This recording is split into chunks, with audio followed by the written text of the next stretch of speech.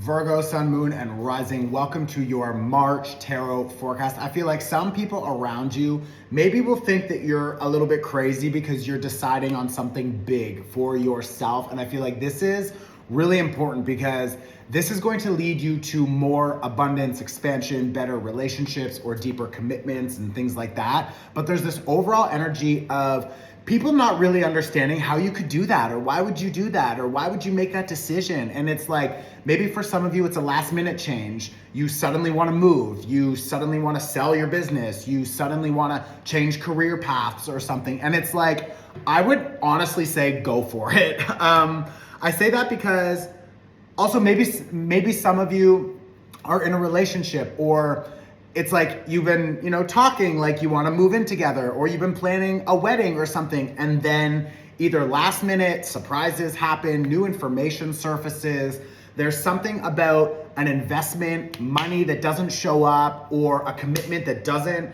want to be made, or maybe it's the other person who disengages or something, but there's an overall energy here of like this last minute change. Surprise, surprise.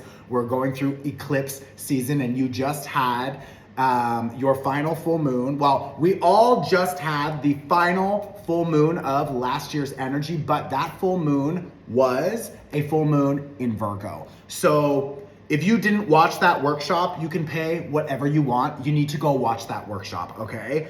It's very important, especially for you, because now with eclipse season, we are literally on the precipice of like two lives, two timelines, two realities. And I feel like you are kind of like juggling both right now. You're standing in this middle overlap, and it's like this old way of being, this old idea, this old perspective, this old maybe program in the mind connected to scarcity or lack or fear or anxiety or whatever. It's like this old way of being, it's done. We're like, you're letting it go, you're clearing it out, which is beautiful. But when you truly clear something out, it has to come up for you to see it, feel it, experience it again, so you can get triggered again, so you can see how much of that energy is still in your body, in your mind, in your emotions.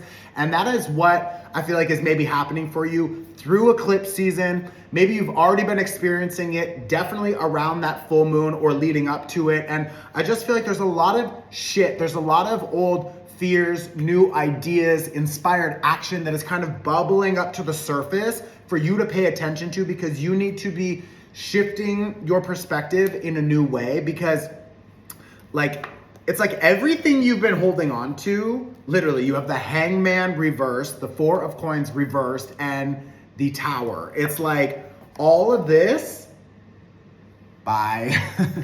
Bye. It's like, it's time to let that old kingdom crumble. It's like things are just burning to the ground, and instead of you holding on and trying to fix it, trying to do something, it's like you need to just surrender, because whatever is burning right now in your relationships, in your financial life, in your personal experience, that fire is going to clear out everything so that you can re-emerge like the phoenix from the ashes that just like is reborn and flies again. Like, that is what is happening for you. We have this Ace of Wands. So there's new action, okay? There's new action, new opportunities, new doors opening, and that's gonna be showing up for you. I'm hearing for sure over the next 6 month cycle, because again, we just finished the Virgo full moon. We will have a Virgo new moon in 6 months, right? So you also have the number 6 here with the 6 of coins, and you've got this Ace of Swords. I feel like there's a lot of new excitement connected to the idea of these new opportunities. So when you see that other doors are closing, don't fixate on everything you're losing, because there's an opportunity here for you to get a little bit lost in like, but I'm letting go of this, I'm letting go of this, I'm letting go of this, I'm letting go of this, and like this old part of myself. Maybe it's an old, like smoking, like maybe you smoked forever, or so much coffee or drinking, or the way you partied, or how you spent your money and your time and your energy, or who you've been connecting with, or whatever, like these old ways of being, these old habits and behaviors, like they're partially still attached to you. And that full moon was showing you how you give your energy, you give your power away to other people, to other habits, to toxic cycles, old beliefs that don't serve you. So there's something very loud about this experience right now. And you need to balance that with softness. So you need to balance the anxiety with grounding. You need to balance the fear with trust. You need to balance the overwhelm with slowing down, taking a break, calming down the nervous system. It's like, so doing whatever you can do to save your energy, save your money, save your investments of time, because I feel like with the Six of Coins, you really need to rebudget a few things in your life, and that's your commitments to people, projects, things, whatever.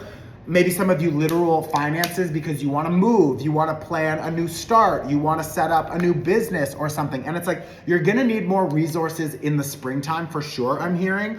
But I'm also feeling like this new inspired action, it's good. It's a good direction. It doesn't fully make sense. And I feel like other people are going to say but you've already set yourself up over here. So why would you give that up? You've already committed to this person. Why would you leave them? You've always, been that way. That's just who you are. You've always done that. And it's just like, well, bitch, it's time for change. I'm ready to let go. I don't want to be with this person, this friend.